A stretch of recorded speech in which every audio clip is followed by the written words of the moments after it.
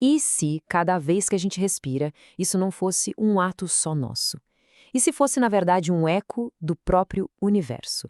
Pois é, hoje a gente vai explorar essa ideia que é bem extraordinária de um filósofo lá do século XVIII, o Emanuel Swedenborg. Vamos falar sobre a respiração celestial. Essa pergunta é o ponto de partida de tudo. A teoria de Swedenborg sugere que a nossa respiração não é só um ato biológico, sabe? É uma conexão direta com um pulso cósmico. A ideia é que a gente está participando de um ritmo muito, mas muito maior. Para a gente conseguir entender essa ideia complexa, vamos por partes. Primeiro, vamos ver o que é essa tal de respiração do céu. Depois, a gente precisa entender o conceito do máximo homem. Daí a gente explora o coração e o pulmão cósmicos, mergulha na experiência pessoal que Swedenborg diz ter tido, e por fim, vamos ver as consequências espirituais de tudo isso. Ok, vamos começar pela base de tudo. O fundamento do pensamento de Swedenborg é a ideia de correspondência.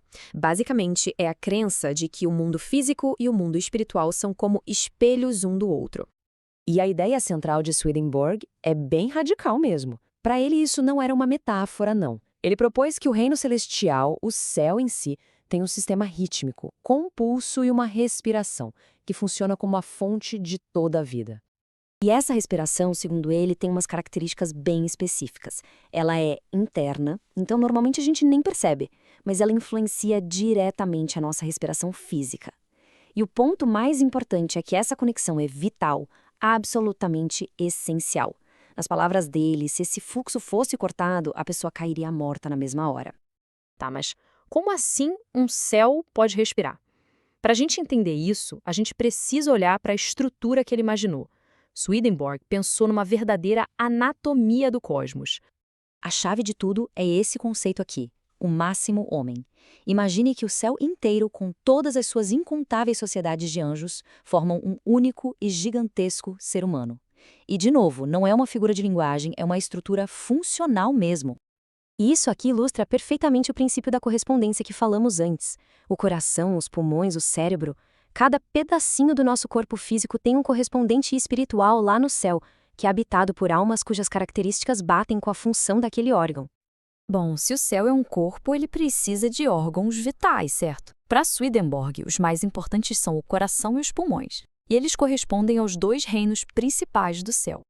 Essa distinção aqui é a chave de todo o sistema. O céu é dividido em dois reinos. O primeiro é o reino celestial. Ele é o coração do cosmos, e a essência dele é o amor, que se conecta com a nossa vontade. O segundo é o reino espiritual, que funciona como os pulmões, e a essência dele é a fé, a verdade, que se conecta com o nosso entendimento. É uma ligação direta. Coração e pulmão, amor e fé, vontade e entendimento. E esse quadro ajuda a organizar tudo de um jeito bem claro. Pensa assim, do mesmo jeito que o sangue flui do coração para os pulmões para ser oxigenado, a influência divina flui do reino do amor, que é o coração, para o reino da fé, os pulmões. O amor dá vida à fé. A vontade impulsiona o entendimento. É um sistema todo interligado. Ok, tudo isso pode parecer uma filosofia super abstrata, mas o interessante é que para Swedenborg não era. Ele afirmava ter sentido tudo isso no próprio corpo, como uma experiência direta, real. Ele não estava só teorizando. Nos escritos dele, ele descreve vários momentos em que, segundo ele, a fronteira entre o corpo dele e o cosmos simplesmente desapareceu. E aí ele podia sentir essa máquina celestial toda funcionando dentro de si mesmo. E o relato dele é bem forte. Ele escreve: "Percebi então a própria respiração do céu manifestamente." E reforça: se uma pessoa fosse privada desse influxo, ela cairia morta em um instante. Isso só mostra, na visão dele, que essa conexão não é uma opção, é o que sustenta a vida. E ele chega a dar detalhes bem específicos, olha só. Num desses estados de percepção, ele notou uma proporção rítmica para cada respiração dele, aconteciam 3 pulsações do coração celestial. Esse tipo de detalhe torna a experiência que ele relata muito mais concreta, né? Aqui tem outro relato impressionante. Ele conta que durante um ataque espiritual, sentiu como se a própria respiração dele fosse tomada pelo céu, como se uma força externa estivesse respirando por ele. É uma imagem que passa uma ideia de dependência total do divino. Tudo isso nos leva a uma questão fundamental. Se a vida depende dessa harmonia com o céu, o que acontece com as almas que estão fora de sintonia? É aqui que a teoria dele ganha consequências eternas. Nesse sistema, a respiração espiritual vira uma questão de destino. A capacidade de uma alma de existir no céu depende diretamente se ela é compatível com a atmosfera de lá. É como se cada alma tivesse seu próprio pulmão espiritual, entende? E aqui a gente vê de forma bem dramática o que acontece com uma alma desalinhada. Quando um espírito maligno tenta se aproximar do céu, ele simplesmente não consegue respirar. O ar celestial, que é feito de amor e fé, é como um veneno para ele. Então ele basicamente sufoca, perde consciência e despenca.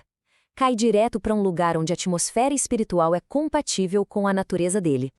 Já as almas boas, por outro lado, passam por um processo de aclimatação. Elas são ensinadas a respirar junto com os anjos, em uníssono, em coros. E essa respiração compartilhada, em harmonia, é o que dá a elas uma percepção mais profunda e a liberdade para existir plenamente na realidade do céu. E assim a gente fecha o círculo. A visão de Swedenborg nos deixa com uma pergunta bem profunda para a gente pensar. E se os ritmos mais básicos do nosso corpo, o bater do coração, o ir e vir da respiração, não forem apenas biologia? E se eles forem o eco de um pulso cósmico de amor e fé?